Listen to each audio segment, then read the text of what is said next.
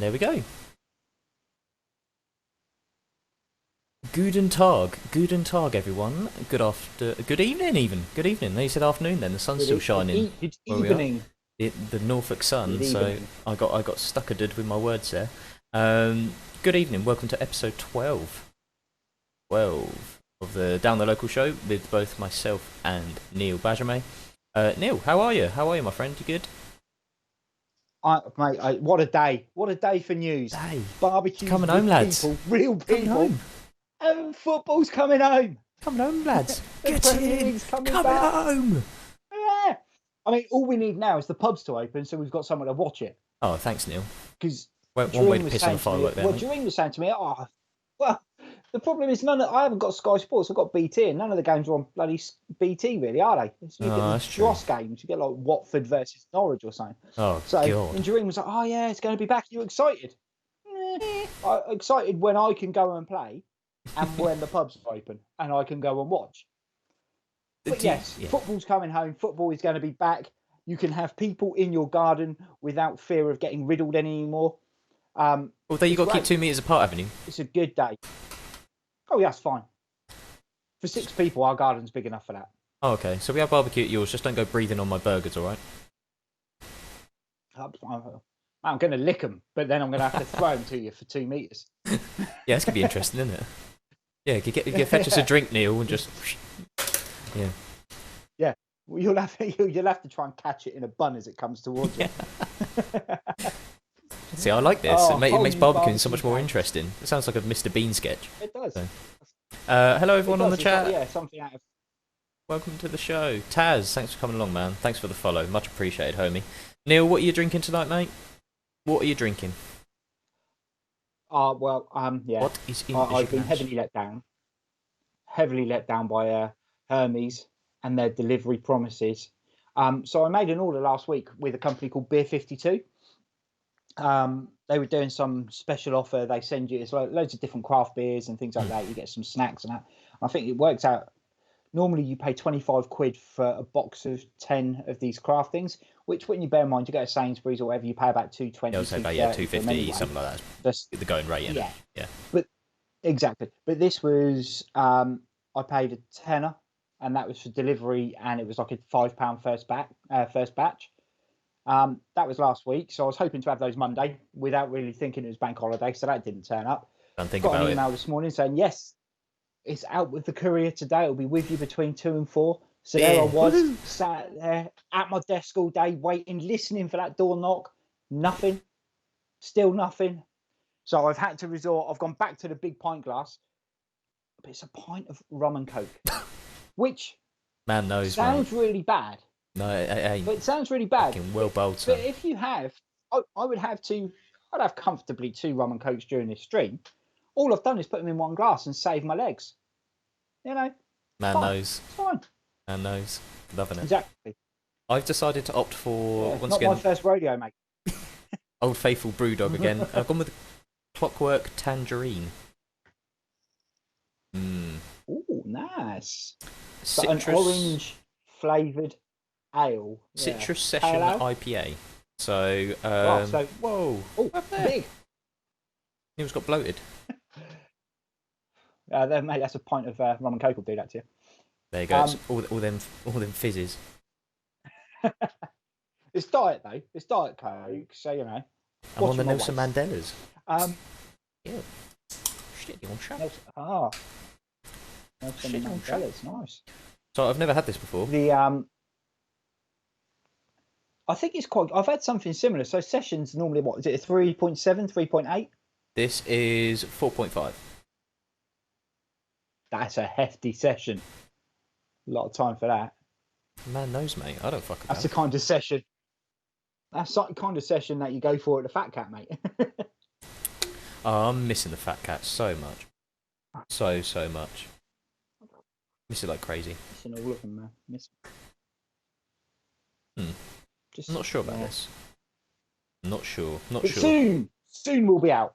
Oh. Soon we will be out. And football's coming home. Football's coming home. Premier League's coming home. Need to get that on a soundbite. I'm finding more. they are finding more and more players with COVID. So whether anyone's going to be able to put a team out, it'll be like a Sunday morning, won't it? You'll I be heard. sat waiting at Has there been many more Premier League players that have been tested and come out positive? I read about. Aaron Ramsdale yesterday. Oh, was it Ramsdale? Okay. Keeper. I'm sure there was someone else. I think they were up to 10. Okay.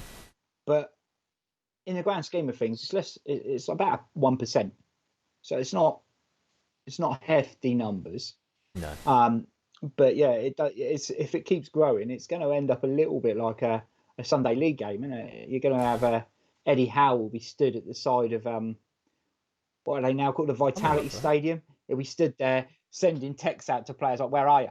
Come on, kick off soon. Get out of bed, mate." Yeah, exactly. Yeah. Did so and so not pick you up? Yeah. Who were you getting a lift with? Why are you still stood there waiting? I'm in Tesco's car park. Where are you? He'll be getting a text from Callum Wilson, like a standard Mike text. "Hello, mate. Running late." You're not. You're on time because this is standard, mate. Perfectly on time. Yeah, exactly. No, I like that. That'd be so much better. I'd love to see the Premier League run like Sunday League. That'd be brilliant. So good. Yeah. I'd bring it down to grassroots level, wouldn't it? Yeah, just bringing in a last-minute ringer because you've been frantic. Someone's dropped out the morning before the game, and you've had to go pick him up on the way there, and you just try and pick up the one that's on the way.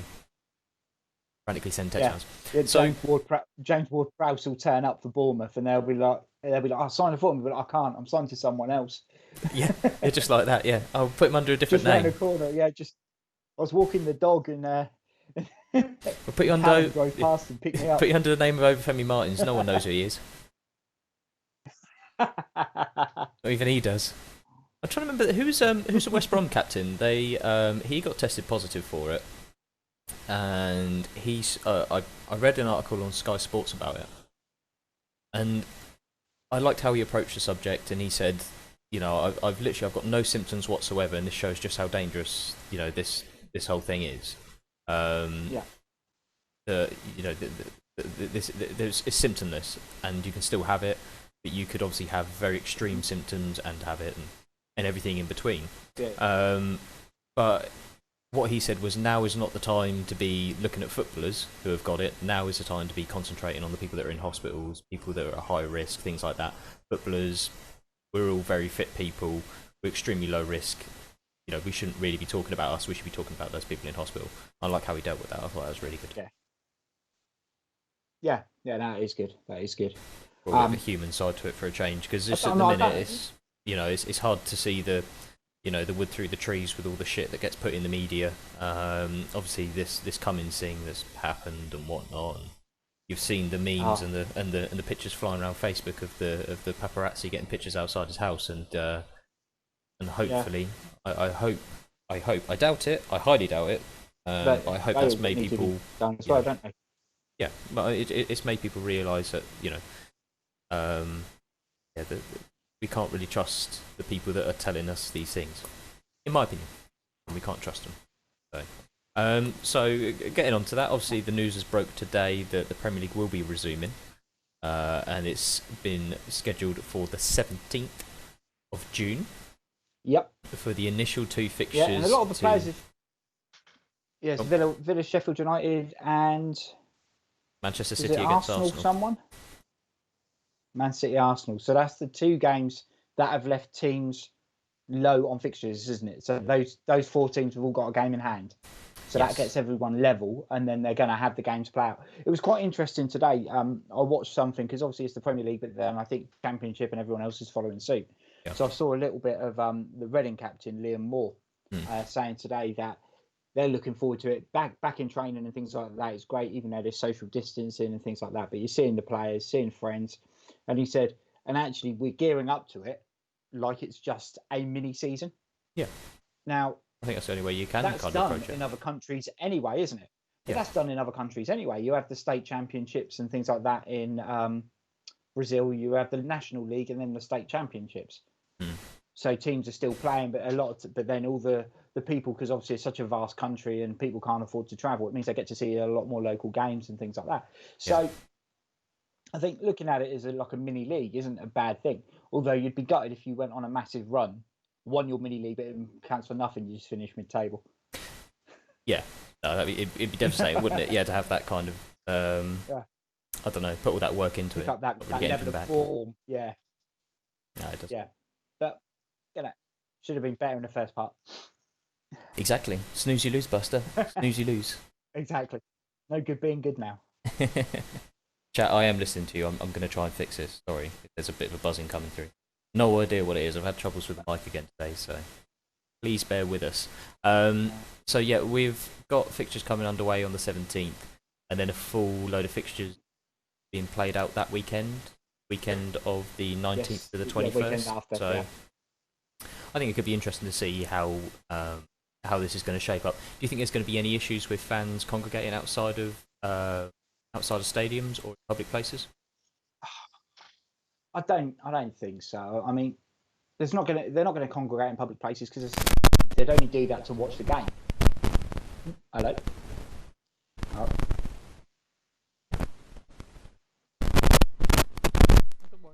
I can't hear you at all now, mate. I can barely hear you. No. Don't play with things, man. Look what you've done.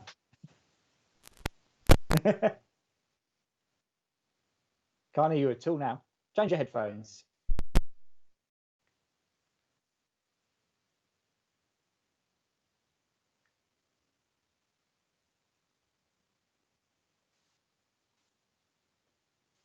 Please bear with us, callers.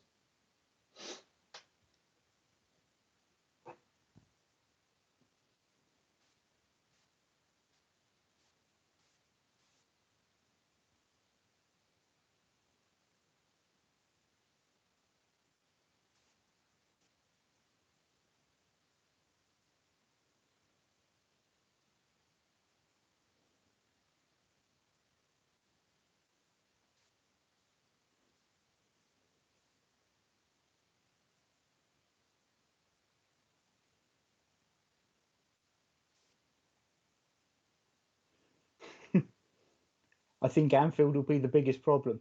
I think that's a general statement, isn't it, Coop? I think Anfield and Goodison Park will both be pretty poor.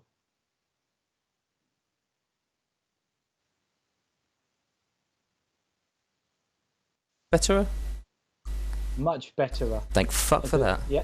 Are we still getting that horrible buzzing as well? Now. Chat. Sorry, guys. I'm so sorry about that. Really sorry. My bad. I had to swap over to my old Motti signature headset. I joke. Yeah. I joke. So, as we were saying, I mean, I think if they were streaming the games on big screens or something like that, or if it was at pubs, then you'd have people congregating in places. But they're not. It's not going to be an option. People aren't going to get together to gather around and watch it on an iPad or something like that. So, yeah. I don't think there's going to be the major issue of having everything or congregating fans. I mean, that was one of the first things that they mentioned was that they were concerned that fans would congregate outside of grounds by ways of showing that their support. Coops just mentioned, Anfield would be the biggest problem, and I think that could potentially be the thing. You know, you've got a club that are on the verge of doing something incredibly historic, and winning a title for the first time in 30 years. You know, the first Premier League title, one that you could argue is well overdue. Cheers, Taylor. So it's that I could see becoming a concern. I could see it becoming a concern amongst other clubs, and you know, and it will be blown out of proportion. I think, regardless, you know, even if there's one or two, and there'll always be 2 or 3 idiots that are going to turn up outside of football grounds and kind of push their luck and do things like this. So I sincerely hope it doesn't, because you know we could get to the point where, because of these twats, that games are going to start getting hoiked and the Premiers get taken away again. So you know, I think the one thing to point out with all of this as well is it's gone. I'll let you run with it. I was going to say when Coop said I think Anfield will be the biggest problem, I didn't even contemplate the fact that Liverpool are going to win the league. It was more the fact I thought he was just having a dig at Scousers being a bit silly. Yeah. Okay. Damn it, Coop. So I pointed out that I thought Goodison probably could have an issue as well. But winning the title, I think you would have. They'll want a parade. They'll want to do everything. Understandably, you kind of have to live in hope that, relaxation. The first of it's going to be a relaxation of the rules 1st of June. Premier League starts again on the 17th, and then a full fixtures on the 22nd. So Liverpool can't win the league until after that weekend anyway. So that's 3 weeks later. So if everything is carried on in the sort of decline, hopefully there'll be a little bit more leniency again, which will give a little bit more access. But hopefully. I don't know. It's going to be interesting to see what happens. You know, and see how this. I mean, especially if we get more and more positive tests are going to start coming through. I mean, Germany. It was interesting to see. Obviously, they've had their 3rd round of fixtures since COVID hit. Yeah, this last days, isn't it? Over the last 2 days, and they've so far had no positive tests. So surely that can only be a positive thing to show that if you put the correct measures in place, that it's gonna, it's gonna work. Surely. Yeah. But, yeah, you'd live in hope, wouldn't you? I mean, you'd hope. I can't see. Yeah, I can't see if the players are being tested and they're not allowed to partake in training. They're having to self-isolate for another 2 weeks. They can't partake in training. They're not going to be able to partake in games. The testing is happening on a regular basis for everyone. There shouldn't be the opportunity for the spread within the football. No, it shouldn't. It's got to have there can't be that knock-on effect. And if they're saying you come in, you get tested, and if you test positive, they're doing an immediate response to it. If you get tested and it's positive, you go home. You don't have any more interaction. So, yeah. So, thank you for the follow, Owen. Sorry, mate. I don't see. We've talked about this. In all the shows we've done, I don't understand how they can't make, get it to a point where you can stop the virus from entering the club. I mean, obviously they're doing mandatory testing now. I'm sure they're putting measures into place in training facilities with, masks and sanitizing and this and that and everything else. But, so why is it becoming such of an issue? That's the question. I don't think it is an issue within the football side of things. As such, I think obviously when people go, they're then seeing whoever lives at home with them, and we don't know what Aaron Ramsey, because he's the latest, he's the name that's in my head at the moment, but we don't know what his other half does. Or he's 21, maybe 22. He may even still live at home. He could. We don't know whether his parents or partner or something like that, they could work in medical, they could work as a teacher, they could have contact with other people where actually they are in a position where they could be more prone. They should be then separating, but there's always going to be some sort of passover if you're in that environment. Yeah. But no, I mean, he's tested positive and he's taken out of the equation straight away. Yeah. And that's the way you got to do it. That's all you can ask. Yeah. And that's all you can ask, and that's the only way it's going to improve it. Yeah. So, I think I saw your mum say she's going to get tested. She gets tested tomorrow. Yeah. So obviously working with elderly people, then as you say, that the case in point is if you're working with an extremely highly risk group of people, you've got to have mandatory testing. You've got to have regular testing. It's just and if she's tested without question, that's the way it should be. And God forbid, if she tested positive, she would be then put into self-isolation for 2 weeks straight away, because it's a risk to other people. And that's how it should be for everyone, and what it should be. Yeah. No, and we're going to get to that point. And it looks as though they're following it at the moment. For now. First choice goalkeeper at Bournemouth is tested positive, and he's put into 2 weeks self-isolation. So he will then be back 4 days before the first game back. Is he going to get picked?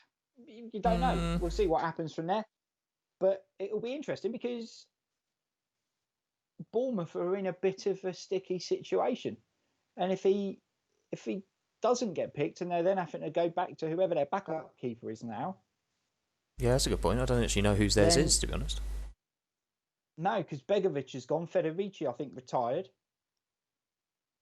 So I'm not even sure who the backup keeper at Bournemouth is anymore. Is Boric still there? Arthur Boric? I remember moving on. No. Good question. But then he's about 39, so he could have just retired. Yeah. No, did he move down to the Championship, didn't he, Boric? Boric is in the Championship somewhere. Is he? Pretty sure he is. Good question. Can someone on the chat help us out? Anyone on the Facebook or Twitch? Can someone find out who Bournemouth's backup goalkeeper is, please? Yeah. We talk about all the cool stuff here. Yeah, but, you know... Bournemouth's reserve keeper. But it's a case in point, though, isn't it? Because if their first choice keeper is not fit and they have to resort to their backup keeper, 90% of the time, the backup keeper isn't anywhere near the same standard, especially when you get to the lower teams. Yeah. Yeah, in the lower teams especially. I mean, you look at the top clubs, and they've got a lot of strength in reserve. Apart from, I mean, I thought Liverpool did at the beginning of the season. Unfortunately, that didn't quite work out. But you know, you look at Manchester United with Sergio Romero on the bench, and you know that's criminal, really, to have a goalkeeper that good sat on your bench week in, week out. I feel sorry for that man. You look at Manchester City, Claudio Bravo. I know he's made a few high-profile gaffes, but I mean that man is. You know, he's still a very, very good goalkeeper. And as far as I know, he's still... Oh, thank you, Liam. Yeah, it is Boric. Yeah, thank you, Liam. There we go. Good work. Cheers, Liam. But yeah, so Boric is still there. So you're putting in a guy who must be, as I say, must be late 30s now comfortably, who's barely kicked a ball or handled a ball in probably 2 years. Because he came in and he was sort of fighting for that first choice place at Bournemouth. Then Begovic took it. Then Ramsdale took it from Begovic, and Begovic moved on. And Boric, I think, at one point was almost third choice. Federici was there.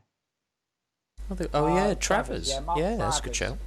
So he's a tidy. You should be there, Liam. He's a tidy keeper. Yeah. He's a very good goalkeeper, Liam Tobin. Oh no, I was talking. I don't know. Liam Tobin is. I was talking about Mark Travers. But, Liam Tobin's better, I reckon. We'll go with Liam Tobin as well. Get him a run out. Yeah, too bloody right. Too bloody right. So I mean, I know. Yeah, I mean, it's gonna be interesting. I can't wait for the Premier League to come back. It's gonna be. It feels like it's gone on for a long, long time. 100 days. 100 days, I think, isn't it? From the last game that was played to the. It'll be 3 months. Yeah. Yeah, 3 months. So. Long overdue. It feels like a long, long time, but I think they've done the right things, and I think it's the right time for it to come back. I don't think there's any question about that. They're doing the right things. No. But just to absolutely underline this, everything we've just talked about, everything that's been talked about today, coming back on the 17th of June, it's awaiting government approval. So it's not cast iron yet. It's still awaiting government approval. No, that's what Premier League have put in place. But government will agree it. Yeah, of course they will. Yeah. I mean, I'm absolutely cock on for that. It makes sense. I think the weird thing is, it's 3 months normally between like the FA Cup final, first games of the season coming back, but because there's not been transfer window or anything like that, there's been absolutely nothing, and that's bizarre. It hurts, man. You know, no football fix really, apart from us. Yeah, we are the football fix. We are your football fix. Yeah. We've been here making up very interesting debates, and of course we've got our round three of the ultimate Premier League. Well, the ultimate goal of the Premier League era, voted for by the viewers of Down the Local FC. So make sure you stick around for that. It's been insane so far, and we're only halfway through the first round. So. The goals were announced on the Monday show, and I did pop them on Facebook earlier. So if you haven't had a chance to watch them, don't worry. We will be showing you all the goals, and we'll be asking for you to vote for which one goes through into the next round. So it's purely a viewer vote on this one. So that'll be kicking off probably in about half an hour's time. In that half an hour, though, Neil, I wanted to talk to you about this. Is a debate which I know we've had many, many a times, and this is very much a down the local type debate, to give it its essence, I suppose, and that is when you watch a footballer who's making, say, his debut in the Premier League, or whether you've going back to the Sunday league thing. You picked him up in the car on the way to a game, playing his first game on a Sunday morning on a cow field somewhere. What's kind of the one thing that you're looking for when he walks out onto the pitch, or she walks out onto the pitch, that gives you some kind of inclination as to their ability? In your opinion? There's got to be an element. So I don't know. I tend to give people a little run and then engage it from there. I think I've heard so many people tell me how good they are, and then I watch them and they're awful. Yeah. And they're really good because they went to a school that only played rugby. Okay. And nobody played football, so they were the best footballer. Yeah. Or that they've only played in the back garden with their dad, and their dad's 75 and has got a heart condition. Okay. It's very hard to gauge. I think when you're looking at certain attributes of a player when they're playing, I think it drastically, from a personal point of view, is drastically different from grassroots football to Premier League football. Yeah. Because of course, if you're a Premier League team, you're looking at youngsters that you can bring in and mould and build. Yeah. Yeah. You're looking at guys who are younger, who already have a development of physique, are quick and strong. If they've got an awareness as well, brilliant. But you can teach them the basics. You can teach them the ability and how to do certain things. Sunday league people don't want to listen to that. You accept that. If people don't want to make themselves fitter, they're not going to make themselves fitter. Yeah. You can't make someone quicker who's already 25. Mm-hmm. People already know best at that point in time. So what you then have to do is say, well, okay, how do we get the most from you in a setup on a pitch? So it's a different thing. I would still maintain 11 of me would be someone who's quick, strong, and I don't know. I'm trying to think of another attribute. Quick, strong, and fit. So stamina, speed, and as strong. Yeah. Okay. 11 of me would still win that because I'd keep the ball. They'd run themselves into the ground in the end. Yeah. Okay. I suppose I'm just trying to look at this from like the angle of, you've got a lad here, hi Jamie. Thanks for popping by, mate. When you've got a lad who's just turning up and just playing and you think, oh, he's a good player, what are the kind of the key things that makes you think this lad's got it? Is it the way that they, like Taylor's pointed out, composure? Is it their confidence? Because you could have a young lad who he's good with the ball at his feet, he's quick, but he's just trying to take players on all the time and he's losing the ball. Would you still look at him and go, okay, he's got the attributes there, he's a good player? Or would you look at him and go, no, he's tries too hard, I don't think he's a good player? So my first point of calling that would be to have a conversation with him. So from there, you've got someone who gets the ball and they run. If it's the first or second game they've played and they don't know anyone, yeah, I like that confidence. Yeah. But unfortunately, within the team, that's not going to fly for very long because people will soon get hacked off of them. Sorry, Grant said, Neil, you was explaining me, then you mentioned strength. So. Yeah, I did. Yeah, I had to think of another one. And also, general fitness, Grant. I mean, you can barely run at the moment, mate.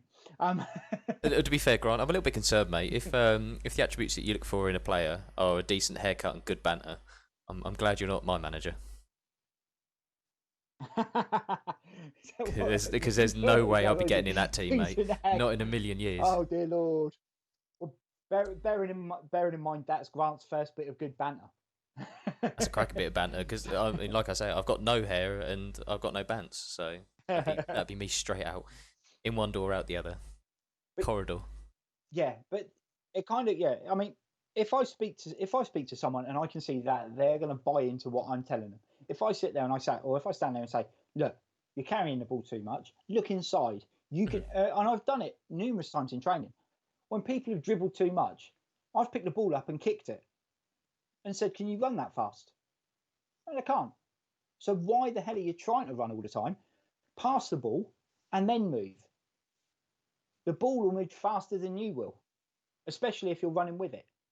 Yeah, my old man always There's taught me very when I was a kid. He always said, "Let the ball do the work." That was that was the one saying that was always drilled into my head was "Let the ball do the work." Didn't sink in until I broke my leg. So no. I mean, I can run with the ball as quick as I can without it, but that's because I cannot run very quickly. yeah, So likewise, yeah. so Ditto. I'm safe in that. But Okay, so go on. I think that go on. Go, no, you carry on. Sorry, mate. No, you carry on. Ah. No. You hang up. You, No, you hang I up. was literally, I was just going to elaborate a little. I was going to elaborate a little bit more on what I'd already said. So carry on, and then I feel bad now. If I shot you down. No, it's fine. Go for it. No. Okay, so I mean, say in a Premier League footballer, then what do you think are the three key attributes that you look at when you're watching, say, a young lad make his debut? Obviously, I appreciate this. We can't talk position specific. We can't say, okay, as a striker, we look at his, the runs he makes in behind. We can't look at, say, a defender and say, he's a big, strong lad. So, what I'm trying to say is, what are the core three attributes that you look for in a player when they're first starting out on their football journey? I think nowadays you look at pace and you look at power, and I think everything else after that is a bonus depending on where they're playing. Think if you've got someone who's quick, straight away defenders are backing up. Quick, direct players who have got a bit about them. Yeah, will scare defenders, and fans love it. Fans will be off their seat. You can train that person to then you can mold that person into something else. We've had the conversation. You don't rate Adama Traore. No, I don't. Not particularly. But when you watched him first for Villa, he's a significantly more rounded player now than he was when he first turned up at Villa. And at Villa, he just come from Barca. So Barca clearly weren't going to get the technical attributes from him that they wanted, but he was picked up because he had that raw pace and power. He's the sort of player that fans, no matter who they are, when he starts going, you watch him and he's bouncing defenders off and he's running at full tilt. It's almost, to an extent, it's almost watching him playing football was watching Jonah Lomu when he first came into the New Zealand rugby team. People are hanging off him and he's still running at full pelt. He's going through. Rugby, you're running a straight line, and once Lomu's got the ball, he didn't have to give it to anyone. So it was a fairly safe option. Yeah. If Adama Traore only had to run in a straight line and not pass it or shoot, it'd be fine. That's pretty much what he does, though. But, well, yeah. I mean, okay, so do you think Adama Traore has improved since he first arrived at Aston Villa? Yeah. No. Oh, God, yeah. Yeah. I don't think his game's changed one little bit. If you saw the bits and pieces of him when he was at Villa, he got fans off their seats, but very quickly people were questioning what the hell is he up to? What's he doing? That's not being the question apart from you. But Wolves fans think he's fantastic. I don't think he's a heroic Premier League superstar by any shape or form. But he's taken what he had as core and he's added to it. And whether that's down to different coaches, I think he's better in possession than he was. He used to just kick the ball and chase after it. He keeps hold of the ball a lot better now. Welcome, George. But he's a player who creates concern and questions in a back line, because they'll have two people go over to mark him, so it creates space for someone else. Yeah, but he's quick and strong, Neil. That's all he is, mate. He's just quick and strong. Yeah. And he was at Aston Villa. They still have. So why is he any different now? He's at Wolves, mate. Because now two people will go and mark him.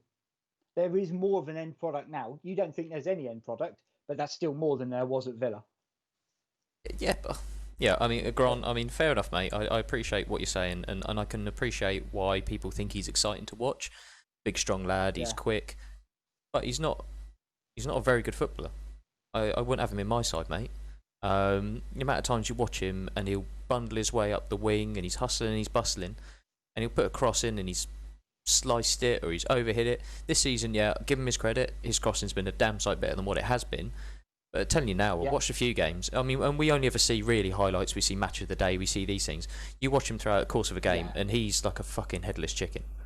He's just a headless chicken, mate. He's useless. Big chunks at a time, he is. But because everyone knows how quick and strong he is and how direct he is, defenders still get worried about it. They still double up on him. Yeah, which and that's whether that's a flaw in the defensive thing or whether that's because the attributes he has scare defenders. You know, he can hold off a big centre back, and he's guaranteed to outpace him. So then they have to have that support from the fullback to go with the pace side of it. So he takes two people out of the game. Yeah, you know, it's no surprise that Raul Jimenez and Diego Jota both look very. I mean, they're both decent players in their own right, but he's played better this season, and they've looked even better again. Yeah, but I don't think they're being made to look better because of Adama Traore. They're being made to look better because they've got players like Ruben Neves and Leander Dendoncker and Roman Saiz in behind them who are cultured, hard-working footballers.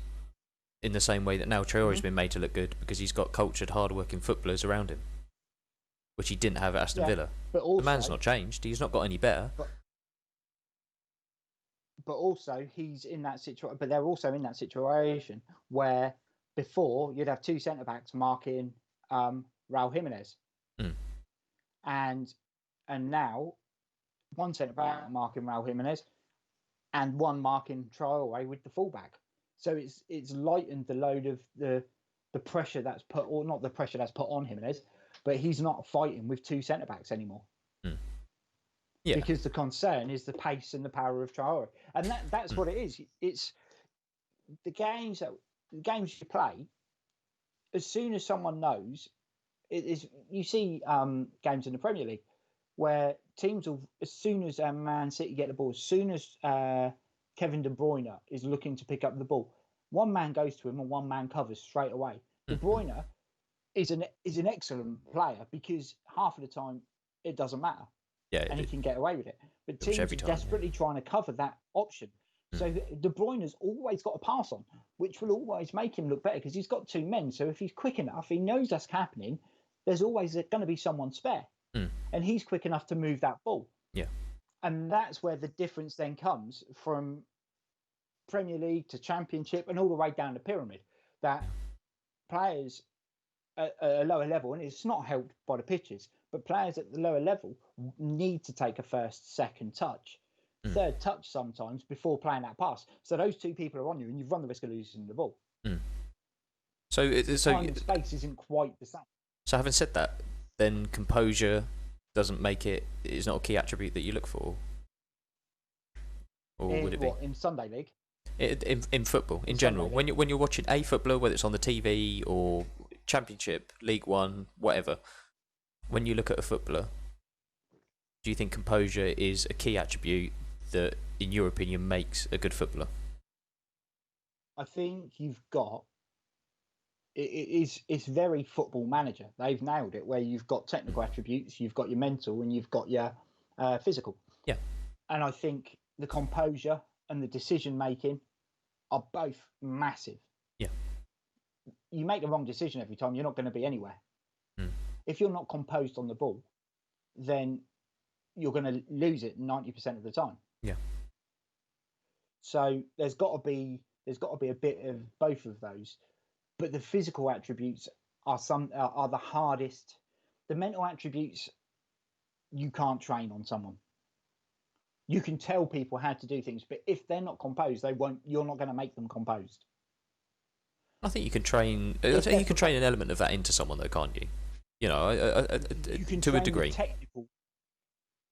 You can train the technical side of things, and if someone is technically better, then they will become naturally more composed because they'll have more confidence in what they're doing. Yeah, yeah.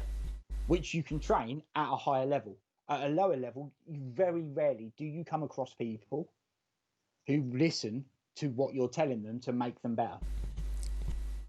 I'll give you honestly. I've worked since I've been running this club.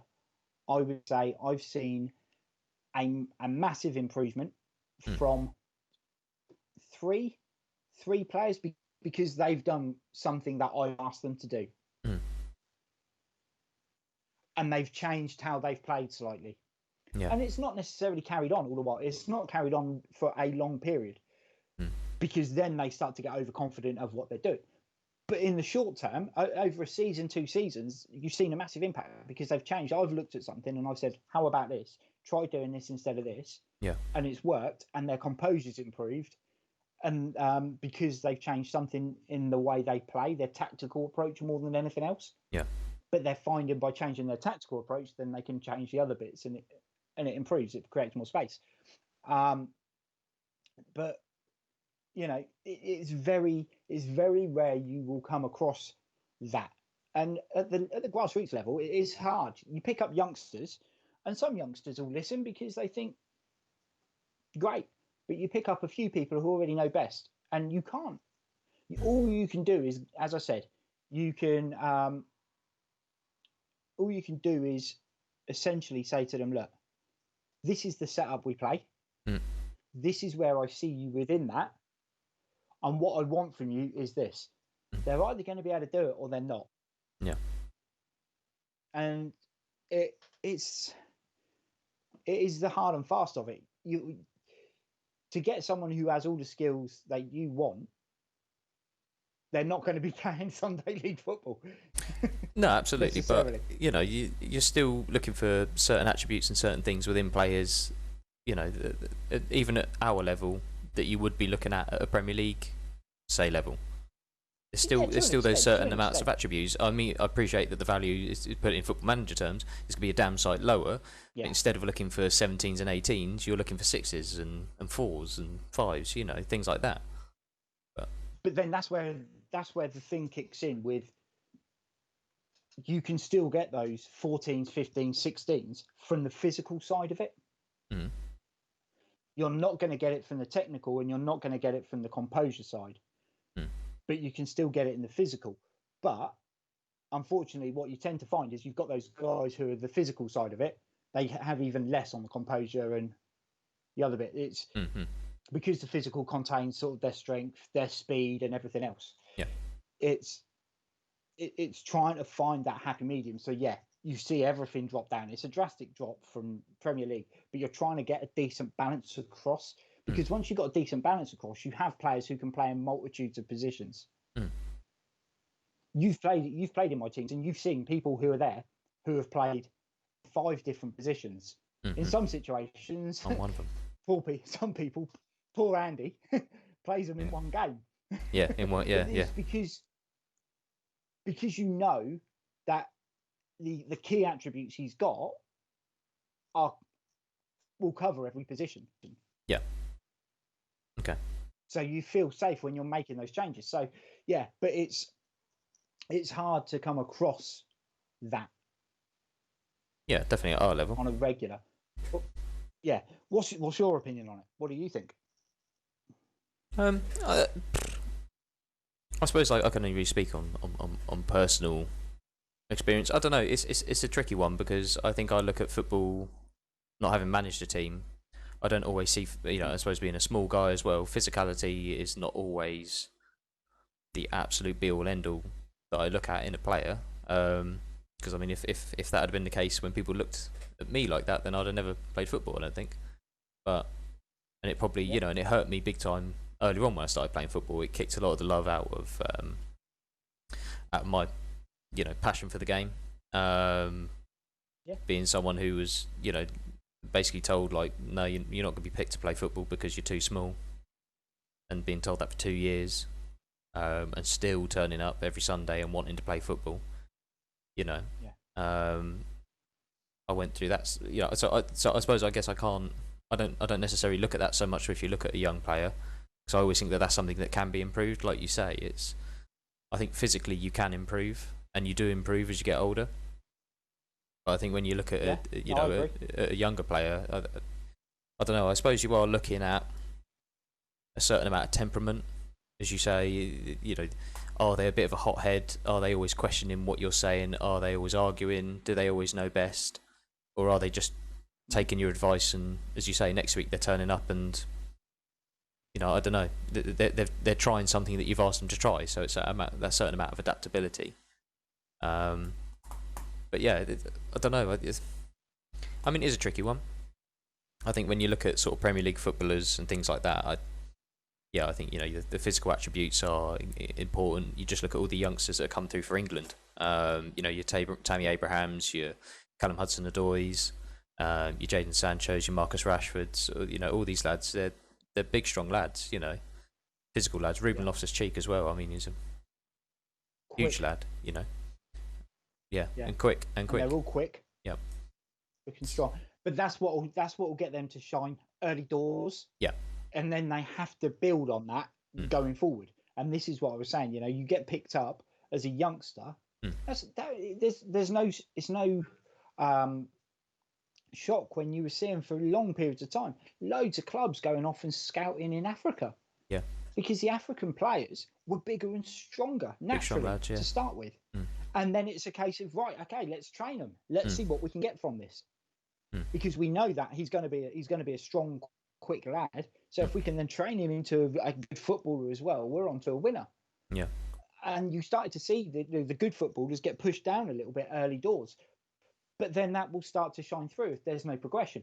And it is having that that consistent approach. And I think we're coming away from that a little bit, and a lot of that goes down to the likes of Pep Guardiola. Johan Cruyff initially, and Rijkaard carried it on. But the Barcelona setup, Messier, is a massive influencer on that, because it's produced smaller players who are quick, but they're not lightning. But they're quick, they're technically very good, the composure's strong. It's all of that sort of thing. And it has bulked the trend a little bit. You see the players that have come out of there, like Bojan, Xavi, Iniesta, all of those got a Thiago Alcantara. Lots of players have come through that setup and then sort of moved on and done different things. But then they're a one-off. You don't see it on a regular basis. No. So, what's the one attribute you think can be easily improved by consistent coaching? Are we talking Prem or are we talking low level? Because I think it changes. Okay. I'd say both. I'd say both. I think, you know, let's do both. Let's go crazy. Let's go crazy. We've got 10 minutes before goals. Yeah, exactly. Yeah, we could. I'm just winding down the time to the goals, mate. Oh, I joke. No, I'd like to know that. I mean, because I always think that, you know, any player can improve. Any player can achieve. You know, they can achieve anything with the right coaching and with the right mentality. But mentality is something that can't be improved.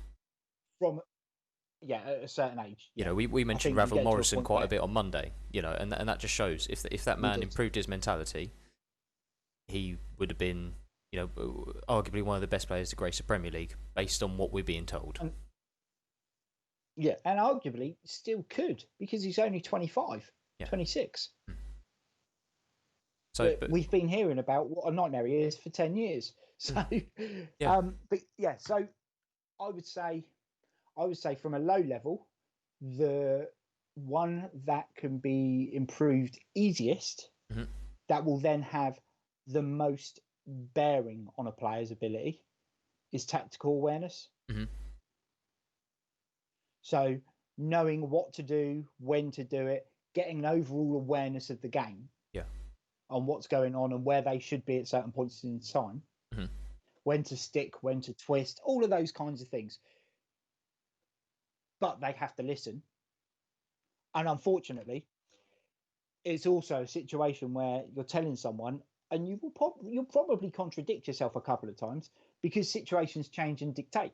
And unfortunately, that's when the temperament, like you were saying, has to kick in, because people have to be aware that could be different. So you could say, get tight to this guy, but if this guy then spins you and is very quick, you're going to get caught out. So then you're saying drop off, and if someone then turns around and says, "Oh, you told me to get." As you say, that's where it's the the old noodle is a bit of a problem there.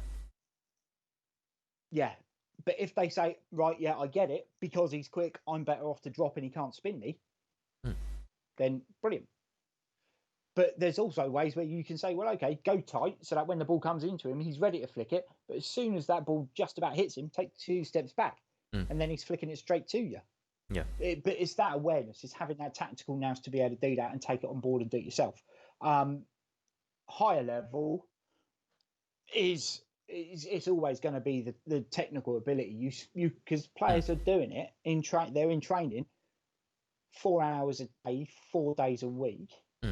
If you're kicking a ball that length of time, obviously they've spent time doing the fitness side of things, but if you're kicking a ball that amount of time and you don't improve your technical ability, you shouldn't be at a club where you're able to train that much. I was going to say, I mean, they shouldn't be there in the first place. You know, I mean, there's got to be a reason why they made it in there. Yeah, and that could be where they're a youngster and they've come through and it's that physicality and we will make a player out of you. But you sign a contract at the age of 18 because they think there's a player in there and that player never comes out. Yeah. Okay. I mean, I think at lower levels, I think passing is probably the easiest thing to improve. I think it's embarrassing how often we see at our level, whether it's Saturday, Sunday league, the lack of ability to pass the ball consistently. Sometimes just kick a ball, not even pass it. Sometimes, but you know, I mean, obviously, I'm never going to name names on this show, but I can think of one lad who's a very good footballer. But Christ Almighty, the amount of times he gets a ball at his feet, and the first thing he does is just lump it, without any aim, direction, or thought put into it.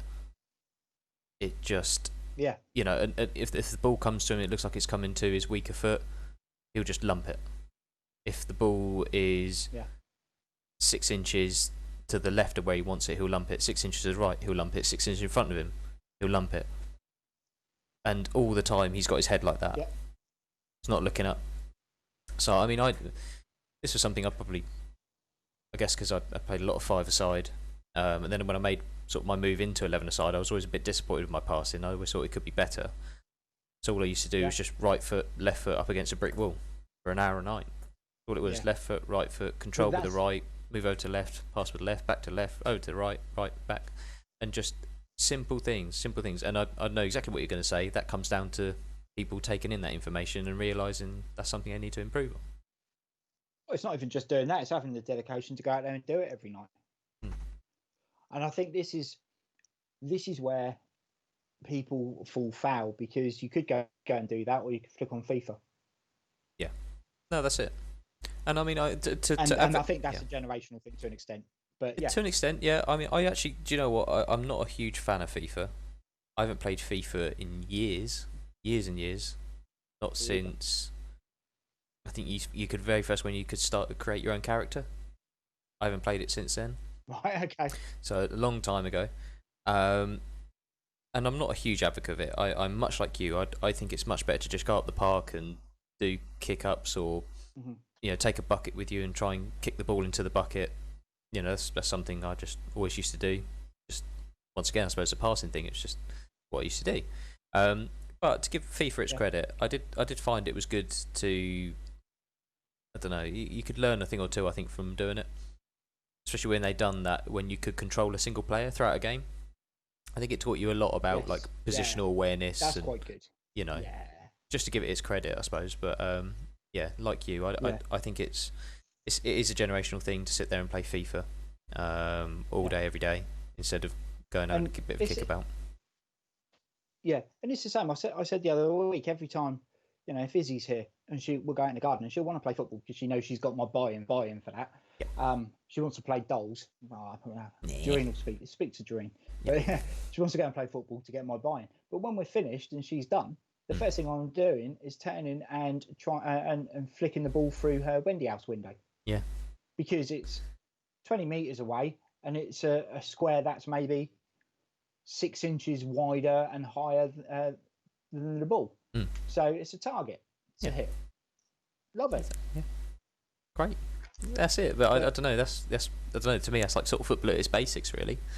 I think that's what I just love about it. Is I love those little challenges and the I don't know, the little games that you can kind of create yourself by doing it. That's how so it's all he used to do, really. Yeah, absolutely adore that side of the game. But Taylor, I'm playing FIFA as you speak. Well, I mean, at the minute you can't really get any other training in, so fair enough. But I like I said, I'm not. I suppose maybe it's just an age thing, and I missed the boat on the FIFA thing. I think, as I say, it has its uses. There's goods and bads to it, I think. But I suppose what's the good thing about it is you could probably go play football, then go for a beer, then go home and play FIFA, and it's just football. It's football everywhere, which you know, it's definitely a positive. If you love it that much, then you can surround yourself with it. I mean, I was really lucky as well. Where I grew up in Reading, I lived in a cul-de-sac, and the cul-de-sac up from us, which was like a 5-minute walk, had a massive green in the middle. Oh, so we'd go and play football there until one of the people who lived in that cul-de-sac would moan, and then we'd go from there. But it was only a 15-minute walk to like the main football, to all the football pitches. There was like 7 or 8 football pitches, and they had the goals all year round. Oh, nice. And you had 5-a-side. They used to have 5-a-side goals up and things like that. So, you know, we'd be up there all the time. And because my school was opposite, you'd have batches of people from the north side of where we lived and where we were, and everyone would congregate, and you'd end up playing football, and you'd have like 20 a side. Yeah, because everyone would just pile in. Just just a completely unplanned game, but it was. It just happened. You went up there, and you'd go with 3 or 4 people, and worst case scenario, you have a little game of whatever it was, World Cup singles or something like that, doubles, or there'd be a few other people, and you'd get together, and you'd just increase it all the time. So apparently Taylor's a demon on FIFA. So okay. Oh, is he? Yeah. Note to self: never give Taylor a game of FIFA. Against me, and then held in the corner from the 70th minute. Completely mugged you off, Grant. I like that. A lot of time. Taylor, what a boy. All right, Neil, should we get on with this goal thing? I'm on the verge of piss panting myself. I'm so excited. Yeah, let's do it. Okay, so would you be kind enough just to read out the goals that we're going to see tonight? I've just seen that our numbers have dropped down from 9 to 7, which is it's getting upsetting, man, because that's less people to put me in hope. Anyway, yes, you've been burnt big time about the whole Tissier thing, haven't you? Yeah. I mean, I don't know what to say really. I mean, that and your Beer 52 thing, Jesus Christ. Yeah, see, I was starting to go for that. Cheers. So, sorry, mate. My bad. Although that said, I did listen to the Match of the Day podcast today, and they stole our idea and done the goals. They've done that at the start of the week. Yeah. You're joking. They've done the goals. No. And fuck. Ian Wright and Alan Shearer both picked Bergkamp's as the best. So that made me feel a little bit better. Yeah. I mean, I was gonna say, I think, that was a close one. It's a shame that Tissier had to go out, but it's not like it was against Yeboah or anything. So. No. Which is a hugely overrated goal. Yeah. Not even the best one he scored. Apparently, they were talking about it as well, and he picked, when they asked him which was his best one, he picked the Liverpool one, not the Wimbledon one. So, interesting. Anyway, our goals for today.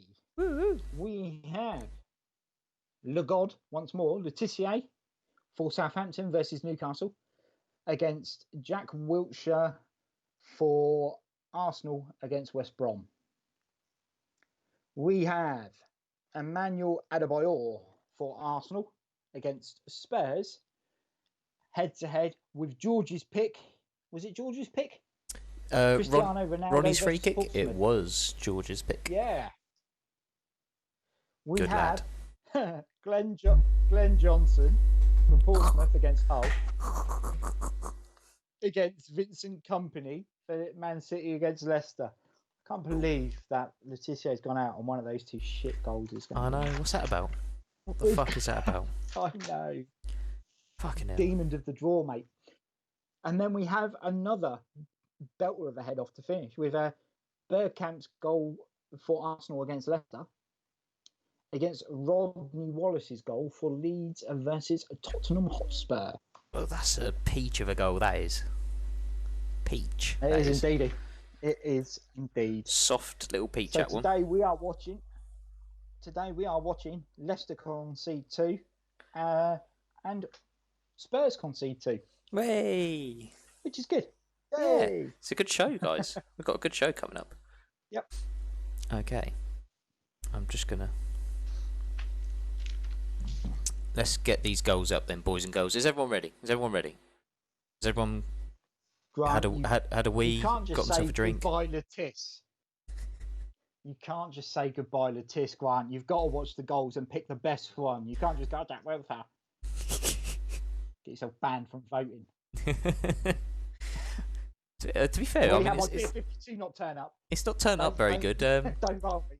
I mean, we've got sort of... I know the main contingent here are Arsenal fans, and we got 3 Arsenal goals. Oh. No, it was good last week. George went against the Arsenal goal. But George knows. The better one.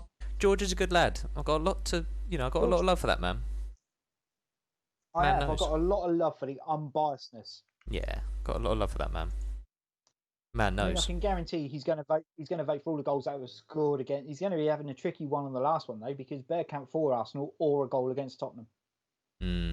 That is a stinky one. That's a stinky one. That is.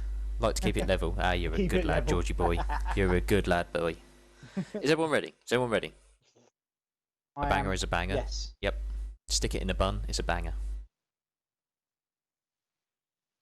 Okay. So are we doing it in that order as well? Yep. We sure as shit water are. That's the way I've lined it up. Sweet. So let's get Tiss versus Newcastle. There we go. Okay. So, boys and girls, your first goal. Shall it be this one?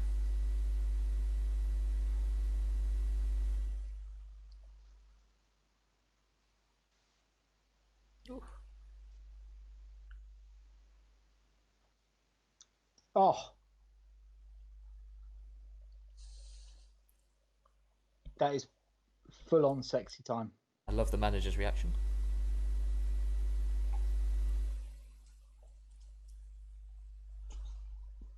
Yep, show it slow-mo.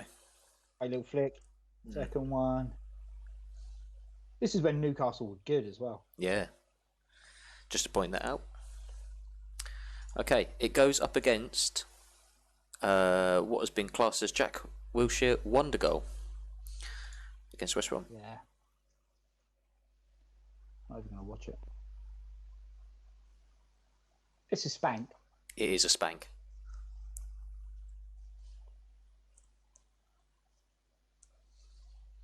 Okay. So those are our goals. We're going to go back over them. Don't worry. We're going to have a little bit of another in-depth look at those goals. But guys, get your votes in. Which one do you prefer? Letizier's flicks and tricks and cultured finish against Newcastle, or Jack Wilshere's half volley against West Brom on the penultimate day of the season? So, Neil, let's have a bit of a look at Letizier's goal. And tell us, you talk us through this one. Tell us what impresses you about this goal. So,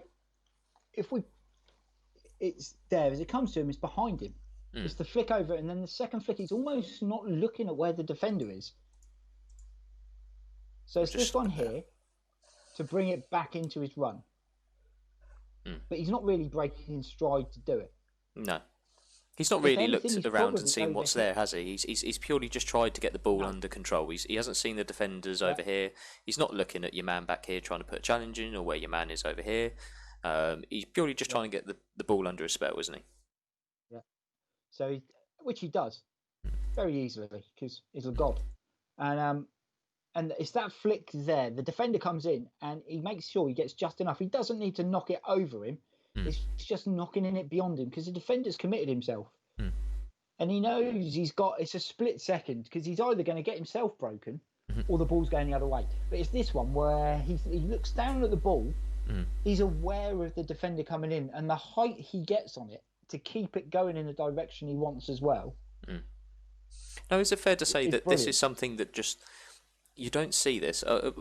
Would the go back to sort of coaching? Wouldn't you be telling a footballer now to take the ball in here, cut back, come into the space? And this is where its instinct maybe takes over? Yeah, exactly right. This is instinct.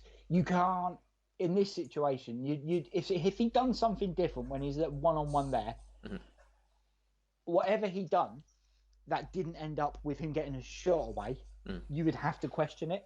Yeah. Because he could have cut back inside the defender coming. The defender's running across him. He could have knocked it into the channel and gone after the ball. And the defender's either going to have to pull out or going to bring him down, and it's a penalty.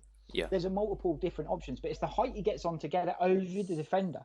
Knowing that he doesn't need to go into full sprint because the defender's got a full turn back on himself, which is going to give him the time to then here. So easy to launch a shot here, but he doesn't.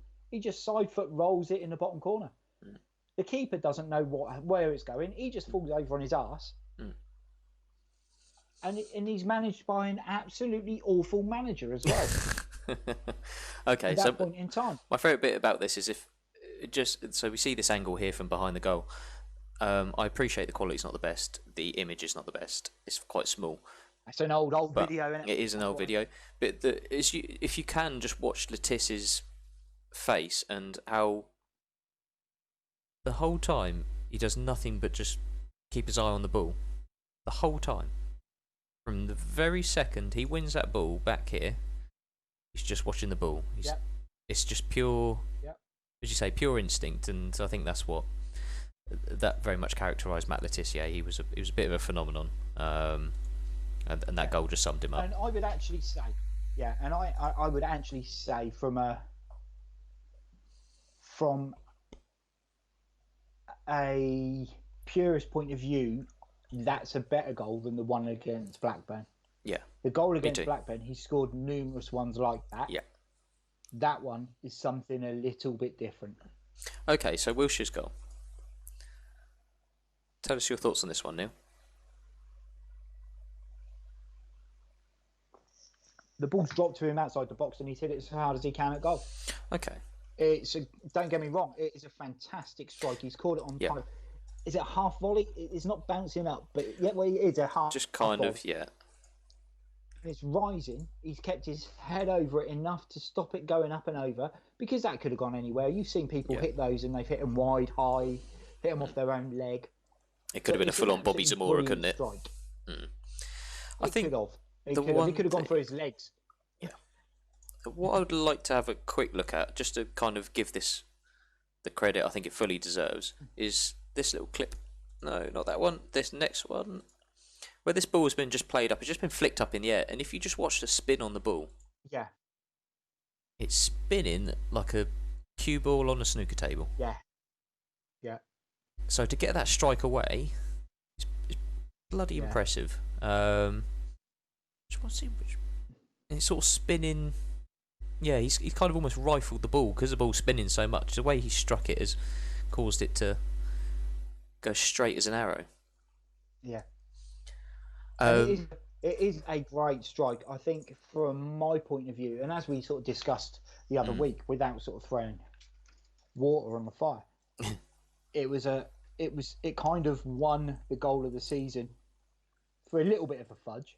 Yeah, I was gonna bring it up.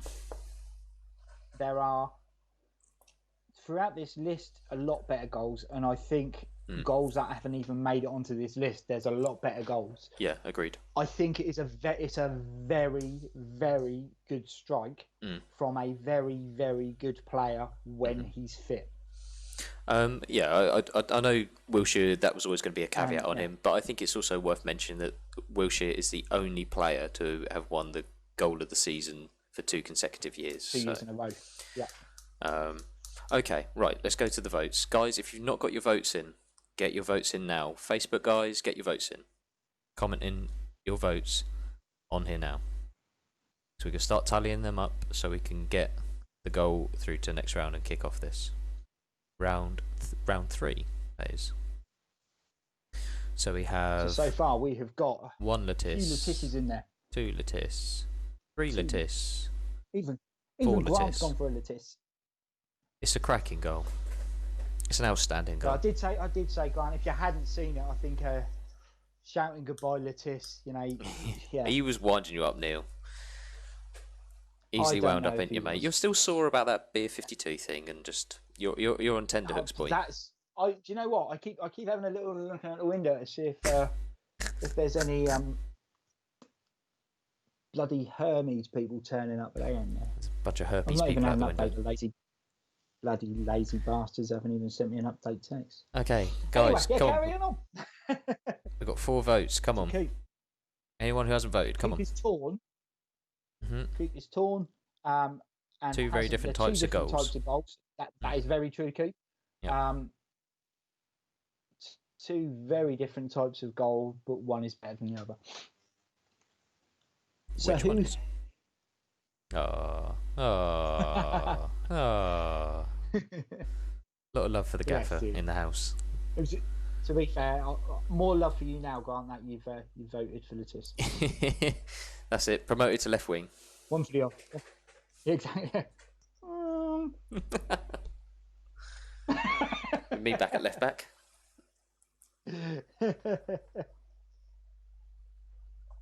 Although to be fair, Jakey done a shift at left back. He had a good game there. He did. He played alright at left back. He played alright centre back.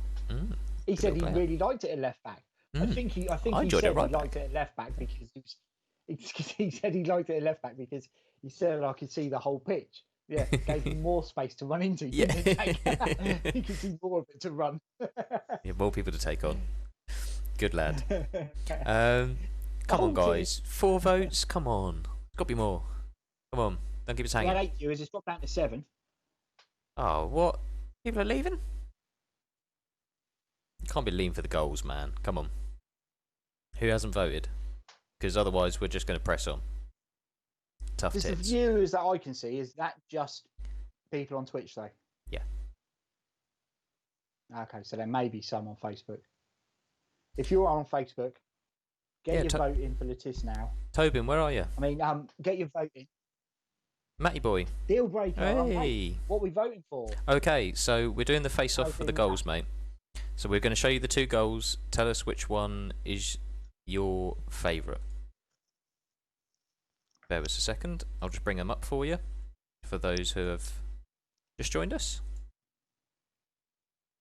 You can come and play, Taylor. You're in. Thank you, Greg. Oh, Greg's in as well.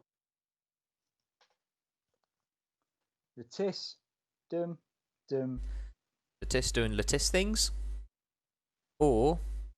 It's also, do you know what? What's even more impressive on that? Super Jack's goal. 4 touches of the ball. 4 touches of the ball, of which every one of them is significant. Mm-hmm. But to be fair, Wilshire's only touched it once. And it's significant. Yeah, he has. All right, shut up. There you go, mate. Look, Neil, we got a new player, mate. Yeah, no, I've already said you're in. Yeah. Sign him up. Sign him up. Play centre back. Fucking good player. Centre back, left back, right back. He could play all 3, mate. To be fair, all at once, I reckon. For a whole new defence. Oh, okay. So we've had 2 more for Lettice. Lettice by a country mile, and Coop says I feel sorry for Jack, so I vote Jack. So at least it isn't the washout. Okay. He did. Yeah, Wilshire's goal against Norwich is in next week's vote. Yep. So that'll be on our Monday show. Okay, so it's a pretty comprehensive 6-1 win for Legod. So it's a one ray of sunshine on Neil's day. Okay, let's just update the sheet. So unfortunately, Wilshere goes packing, and we move on to our next tie, our next face-off, which is this goal from Emmanuel Adebayor.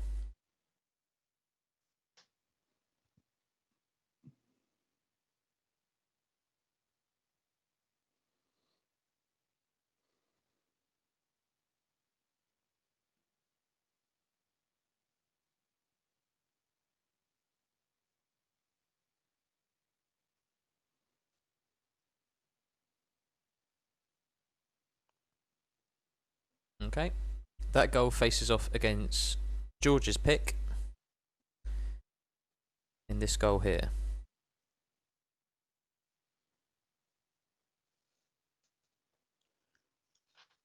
I'm hoping they've got the other view of this once it goes in. Because this view doesn't do it justice, does it? No. Nowhere near.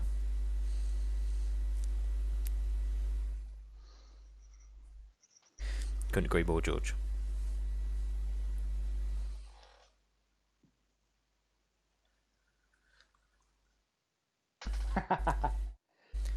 Okay.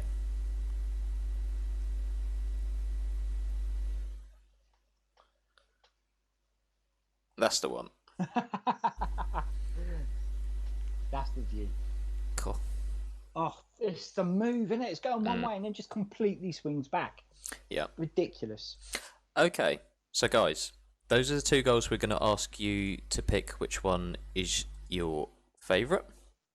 So, Neil, let's have a quick look at the Adebayor goal. I went on record as saying, for me, it is the worst goal in the draw. Ooh, really? You think I did. What's your opinion of it? I don't think it's the worst goal in the draw, but I think what concerns me with it is there's only one thing he's going to do. When the ball comes into him, he takes that touch, and all he's doing, you can see he's looking to set himself up for a shot. And Michael Dawson is nowhere near him. Dawson doesn't get a block in. He kind of nothing. He's so far away. Adebayor swings and hits it all the way back across the goal. So could you not say it's a fantastic goal? Awful. I mean, this touch here is completely bamboozled Dawson. It's a great goal to set him, to set him up. But where does Dawson think he's going when the ball comes in there? He's taken a touch, and he's hit it all the way back across. It just, if that ball goes in to the opposite top corner, then Dawson. You could say Dawson's done his defensive bit right. He's blocked an angle, and that should be down to the keeper. But Dawson's left his keeper in limbo by getting nowhere near him. So it's almost a free shot. Yeah. Teeing up a volley on the edge of the area and hitting a shot. It's a good strike, but I think it's awful defending. It's shocking defending. To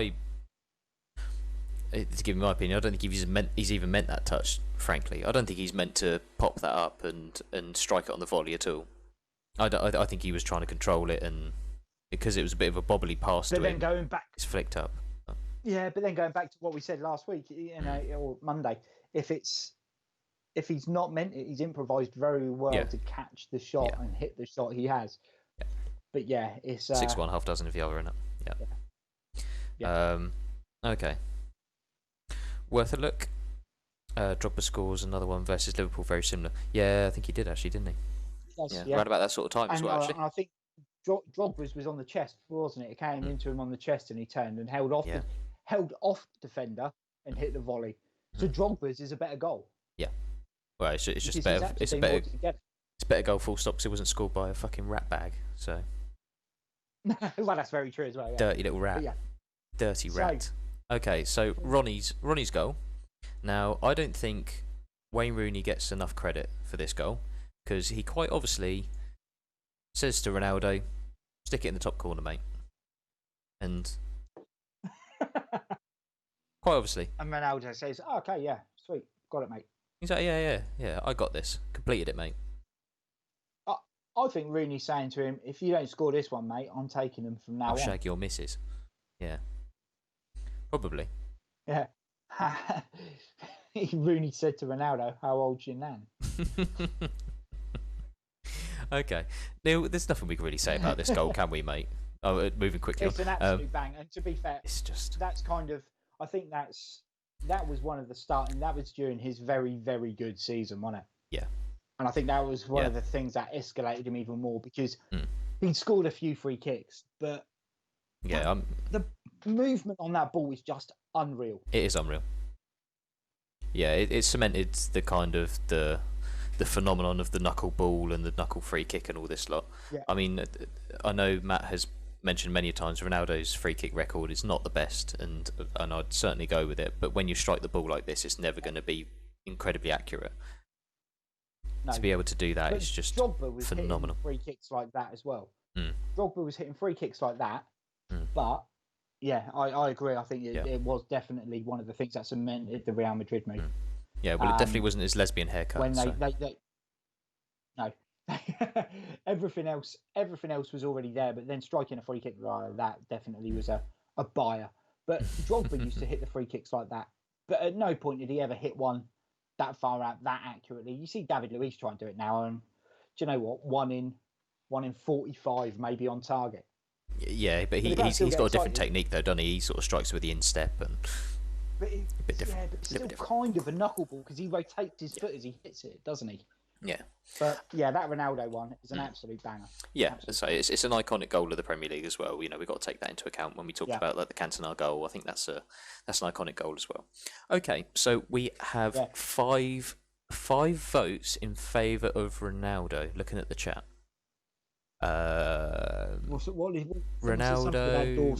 Ronaldo, Ronnie, Chris Ronald, Ronaldo.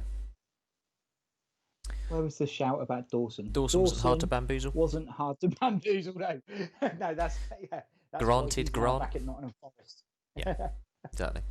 Guys, get your votes in. Get your votes in. Adebayor. If you can't spell his name, just say it's okay. Just say or Chris Ronald. Him. Just yeah. Who does Chris Ronald play for? Juventus. Juventus.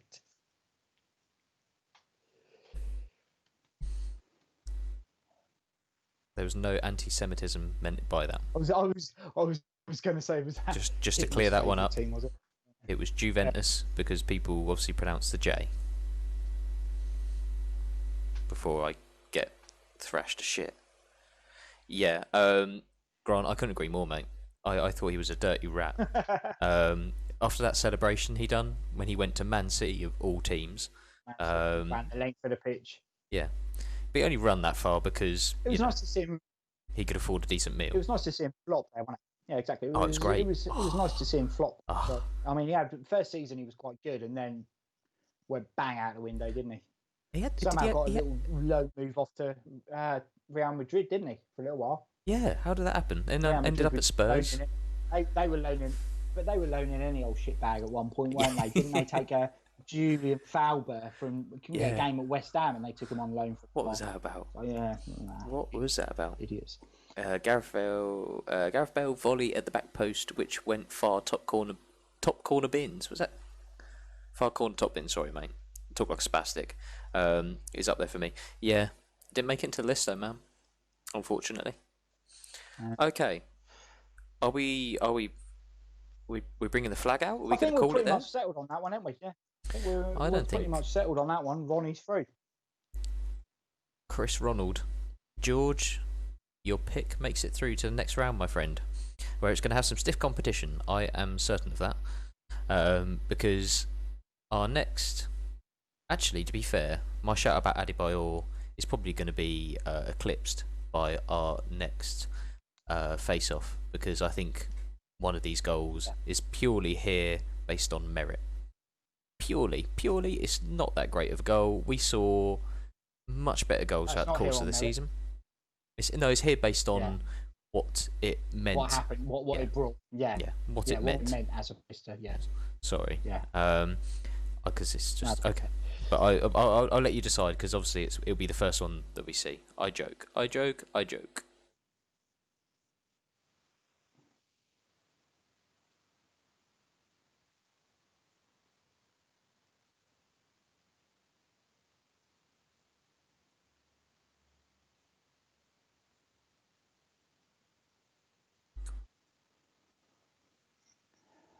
Now, that's a spank.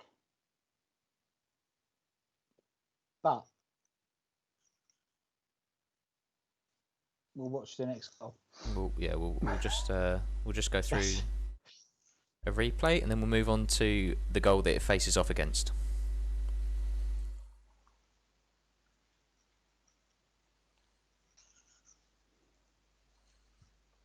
That Portsmouth team, full of misfits, aren't they? When you see that celebration, Eunice Cabal, Glenn Johnson, Peter Crouch. I know. Sylvain Distin. Is he in it? Is he? Nah, he was at Everton by then, wasn't he? I think he was there. No, it's him there. It's Distin. Ah. Okay. So that faces off Distin. against this goal.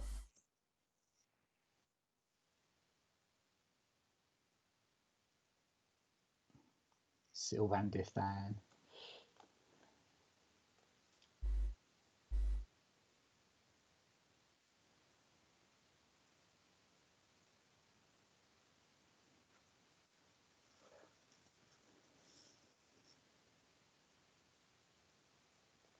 Okay, boys and 2 girls, goals. those are your chances. Those are the ones we're asking you to decide which one is the goal that you want to pick to go through to the next round of our fantasy goal draw. Okay? Yeah, I'm completely in agreement with Matt on there. I wonder if it's a bit of a hit and hope from Johnson. Does some great stuff, picks up the ball, gets beyond the defender, and then panics and boots it with his wrong foot. Luckily ends up in the top bin. I genuinely think that he's got to a point where he's got nowhere to go. The ball's bouncing up. He can't play a pass or anything, so he's just lashed at it with his left foot. Okay, so does that not make it a better goal? Oh, does it make it a better goal because he's kind of not meant it? He's put himself into a position where he's got no opportunity, no other option, and he's lashed at it in hope. Does that make it better? Okay, well, yeah, but how with a Tony so you're trying to tell me when he gets this ball and he has that strike there, he's not going for goal? No, he's going for goal, but I think it's because he's got no other option. He's hit a shot because he has no other option in front of him. Yeah, but he doesn't have any other options in front of him, so he's going to have a shot. We'd do the same thing. Yeah. I also would. I'd do it if I had options. Well, yeah, that's what I mean. So, I mean, I don't think you can sort of sit there and go, oh, it's a lucky goal, it's a lucky this, it's a lucky that. Because, I mean, there's so many goals that have made it through. No. You know, based on that. I think it's a hit and hope. I don't think he envisages it going in that top corner. No. I think when he's hit that, he's living in hope it's on target.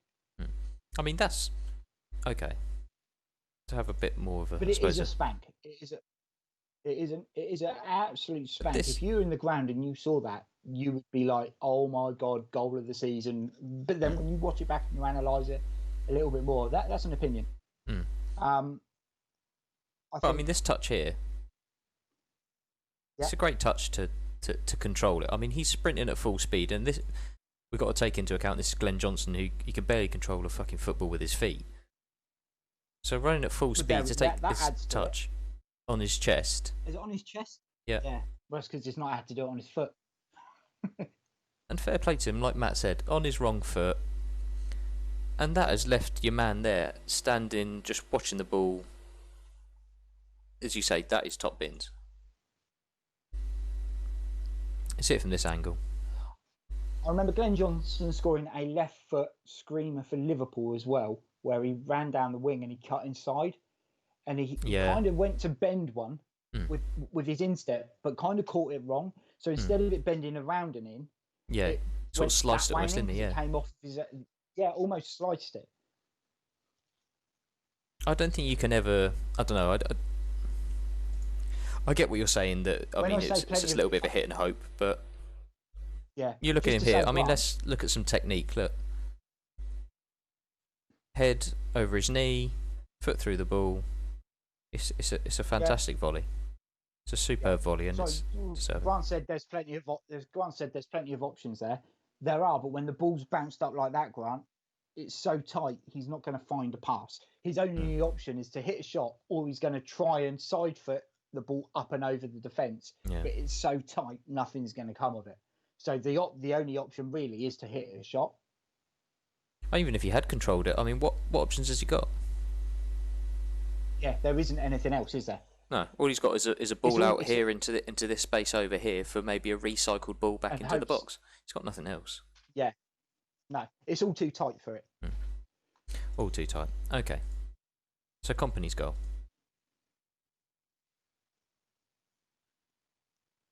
Now this is shocking defending. But no one's Absolutely expecting him to hit this. shocking defending. That's why. Madison stands off. He's got a full back in Fuchs who should be telling him go and close that down, so he can cover the wide man. Hamza Chowdhury here obviously has touched on Sterling. Fair enough, but he could be told by Maguire go close him down. Don't let him get the shot away. He shapes up to shoot it to have a shot once. We'll see it. He says, "I'm gonna have a go." Off, does he? And they just say, and then "Go on then." Realises there's a bit more space. As another touch. It's a superb strike. Pretty sure this video's been sped up. It also looks as though when he looks to hit that first shot, it looks as though when the roll of the ball doesn't meet his stride, which is why he takes another shot, another touch. Yeah. Just here, yeah. I think he thinks he's a bit too close to it, doesn't he? The ball's too far away. No, I think he's too far away. He's not going to get his standing foot level with the ball. Yeah, to hit you say kind of get his head over it almost. Yeah. Yeah, so it's only going to go up and over. So, that's a basic thing from a top-level footballer. But a centre-back's not normally looking at that sort of thing. They're looking at getting the ball up in the air and away.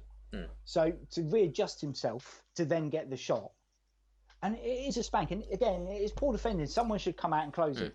But if you're a defender, are you looking at that and you're looking around and you're seeing Sterling, De Bruyne, Aguero, whoever was playing, and are you thinking we need to pick these boys up before he threads a ball through? Or are you thinking, get to Vincent Kompany, he's going to hit a spanker? Yeah, no, absolutely. I think you look at that and you're thinking, go on then, mate. Go on, have a go. We've got Kasper Schmeichel in goal, who's probably one of the top goalkeepers at that time, saying, go on then, mate. See if you can beat him. And he does. Put it in Rose's head for us, waste some time. Yeah, exactly. In the 85th minute or whatever it was. Basically to win your team the title. Yeah. So once again, that kind of goes back onto the significance of the goal a little bit, like we talked about Giggs' FA Cup goal. Yeah, and I think the significance of the goal is the reason the goal won the goal of the season. Yeah. It was also the fact that I think it was companies then also leaving at the end of the season. Yeah, it was. That big thing. Oh, you've been so great for English football, and all. Yeah, it was. A lot of that kind of thing going on. But it is still a very good goal. It's a very good goal, but it's not Andros Townsend's volley, is it? I mean, because that was, for me, that was the better goal of the season. But like you said, you could talk about Charlie Adams' goal in the season when Wilshere won it. That's besides the point, isn't it? Yeah. That's not what we're doing here. Yep. Okay. No, we are talking about the goals in front of us. Yep. So let's have a quick look through. We've had a few people change their minds by the look of it. So Taylor initially went with Johnson and then changed his mind back to Kompany. Are you sticking with that, Taylor? I don't like changing minds on this. One for Kompany. It makes it hard to count, doesn't it? Yeah, one for Kompany, one for Johnson. Two for Kompany, one for Johnson. Two for Kompany, two for Johnson. And then that's Taylor's, but he changed his mind to Kompany, so 3-2 Kompany. So yeah, but you're counting two there. It's 3-2 in favour of Kompany. 3. Oh. Yeah. Mum's done a 3-3. No, because we had 8 viewers, it's gone down to 7. Because there was a vote for Johnson that was changed to Kompany. Then changed, yeah. Yep. So we got it 3-2 in favour of Kompany, as it stands. Guys, get your votes in. Another very, very tight one that could involve me and Neil deciding the winner. If votes I don't think we would. Kompany.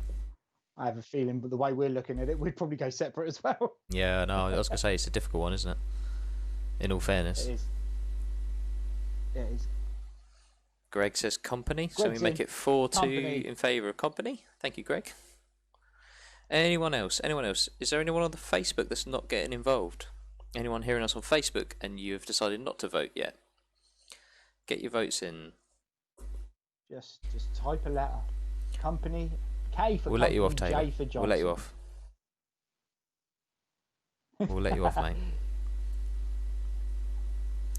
Overexcited. Okay. So we've got 4-2 in favour of Kompany as it stands. Anyone's not voted? Come on. Get involved. before we move on to our final pairing. The headline act, another headline act. This is a tricky. It is, isn't it? It's been each time the final goal has been a banger. It's absolute been banger because for week one it was the Harman volley versus the Van Persie strike. Oh, yeah. Van Persie volley. Last week was Letice versus Bergkamp, and this week Bergkamp versus Wallace. Dennis Bergkamp's goal is fantastic, but for younger viewers who haven't seen the Rodney Wallace goal for Leeds, it is an absolute what a peach. Belter. Grant's got 5 mates who vote for Johnson. No, you don't, Grant. You haven't got 5 mates. Well done, Taylor. You beat me to it, mate. Well done, son. All right, through then. You breach lockdown, Grant. You're in trouble, mate.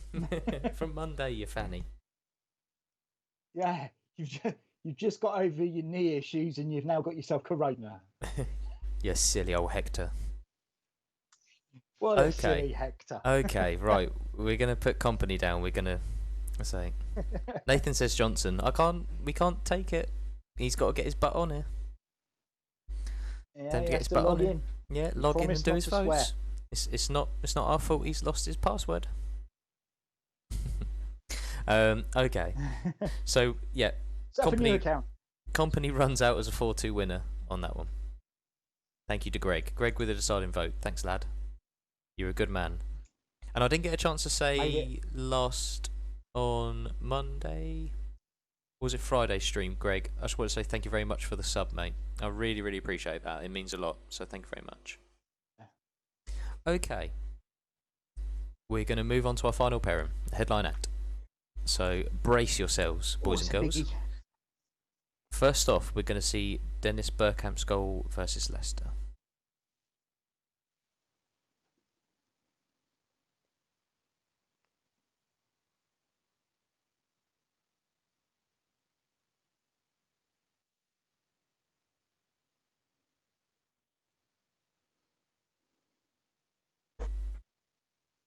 Is he celebrating that with Stephen Hughes?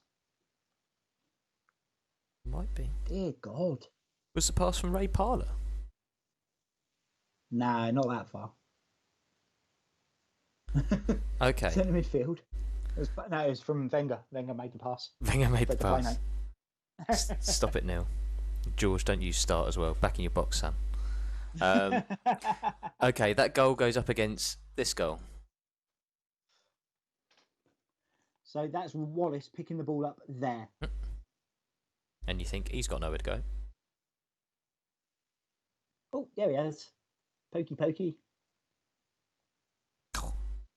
Finish. Absolute belter of a goal.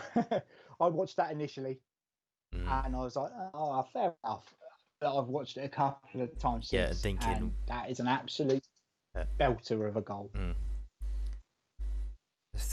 The fact that he leaves 3 Tottenham players on their asses. Yeah. And then decides he gets to the end and he's like, I don't need to beat any more of you. No, I'll just curl it. I'll curl it. Bends it around the corner. Oh, it's a cracking goal. Yeah, it's a cracker. It is a clacker. Aye, that lad. Okay, we've got an early vote in for Bergkamp. Liking that. George, mate. Not sure about this, son.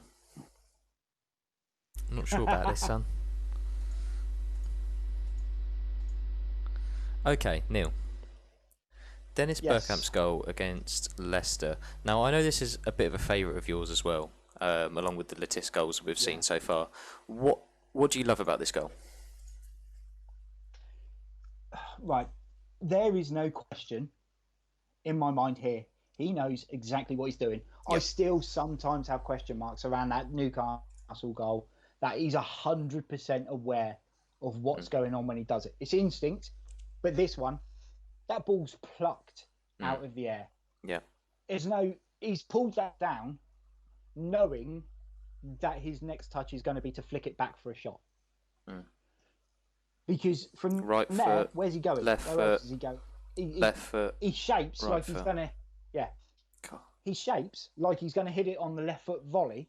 So the defender commits himself to go across. Piss off, and he mate. just like, see you later. He's fully aware what he's doing. all the way through there. You see the shape that he puts in to hit that shot with his left foot, and then just drags it back behind himself. It's an unbelievable goal, and then unbelievable, again, Jeff. It's the complete calmness. Unbelievable, Jeff. But it's here he pulls it. It's then that shape flick. It's that touch there to get it back to his right foot, and it's the calmness to side foot it. But he side footed it higher than the goalkeeper. Yeah. He's not smashed it. He's not. It's an absolute worldie. And I remember him scoring a similar goal for Holland against Argentina in the World Cup. Right. In the 98 World Cup, I think it was, where the ball gets knocked from De Boer long over the top, and he runs back. He's running through, and he catches it on his foot. He flicks it back over to the defender and rolls it in. Okay, so Coop votes for Wenger. Okay. Taylor, yeah, we're just obviously that's the Bergkamp goal, buddy. We're going to show you the Rod Wallace goal against Tottenham. So, Neil, like you said, you've been able to watch this one back. Couple of times, yeah. What do you like about this goal? What's there not to like about this goal? This is Wallace picking up the ball here. Just pause it there. Just there, right? This is what I remember. So, for those of you who don't know, Rod Wallace came through the Southampton Academy in the same group as Matt Le Tissier, Alan Shearer, Tim Flowers, people like that. He was because he was quick, and his brother, who was Danny Wallace, who'd gone on to Man United, was Southampton originally. Because he was so quick and direct, he was the first one to get the proper move out and went to Leeds. Rod Wallace went from Southampton as kind of a point striker, second striker, the guy making the runs in behind all the time, to at Leeds almost being a winger. And when he became a winger, this is where you saw Rod Wallace 90% of the time running himself into a complete blind alley. Very rarely. Oh, Firefox don't like. Sorry about that. Very rarely did you see Rod Wallace come out of it the other side if he got there. But this is what we were talking about earlier in the show. It's almost a case of the confidence is there to keep doing it, and he sees the gap twice. It's the first touch, and then the speed to get to the ball, and the second touch to knock it away from that next defender who's come across the cover. It's the awareness then of whoever the centre forward was who moves across to then completely back away and not crowd his space. Yeah. They pull away to create a little bit more of a space. So it's a complete awareness of other players. There, someone comes across, probably Brian Dean at that sort of point in time. And he comes, and Wallace then steps inside, and he's looking, and he's essentially got a square ball, and that's it. No one is in a better position to have a shot. Is it not shouting out? I mean, are we talking poor goalkeeping here? Look, he's just said, "Look, go and have a go, son. Stick it over there."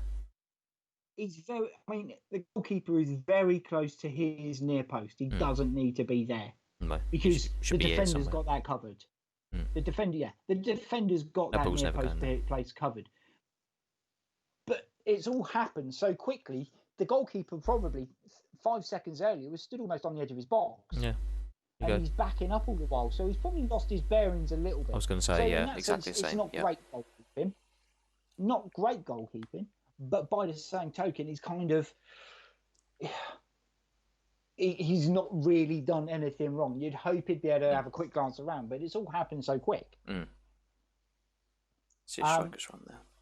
But you're there. I mean, Rod Wallace could quite easily, again, look for a square pass, take an easy option, or he could just completely try and have a spank.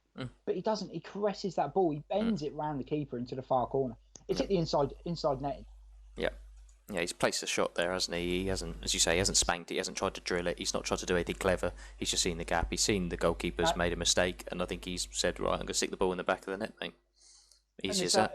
And that one is 100% worthy winner of the Goal of the Season award. 100%. Yeah, it is a fantastic goal, individual goal. He's beat three people and then bent it past the keeper in the far corner. Yeah. No, it's a cracking goal. Absolutely outstanding goal, and the goal doesn't get talked enough about, I don't think, in the grand scheme of the Premier League. So I think the issue he always comes up against is the year before, Dalian Atkinson won it. Yep. And I think Dalian Atkinson's goal was slightly better. Slightly, slightly. I think so. Just the finish was just that bit more classy. The finish was better, and Wimbledon have tried to kick him 4 times, whereas Spurs kind of threw themselves at Wallace, and Wallace's pace got him beyond them. Yeah. So it kind of almost gets lost in that when you look at the individual goals early Premier League years. But it is a fantastic strike. But yeah, I think 2 really, really good goals. Fantastic goals. Okay, so a great way to end the show. And it looks like we've got another very tight vote. Bergkamp, Wallace, Woo! Wallace, Bergkamp, Bergkamp,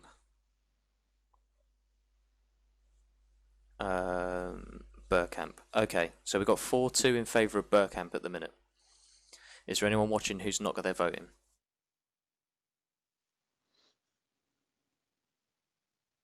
Anyone for any more? Anyone for any more? Greg says Wallace. Taylor's been fast from Bergkamp. Oh. So it's a 4-3.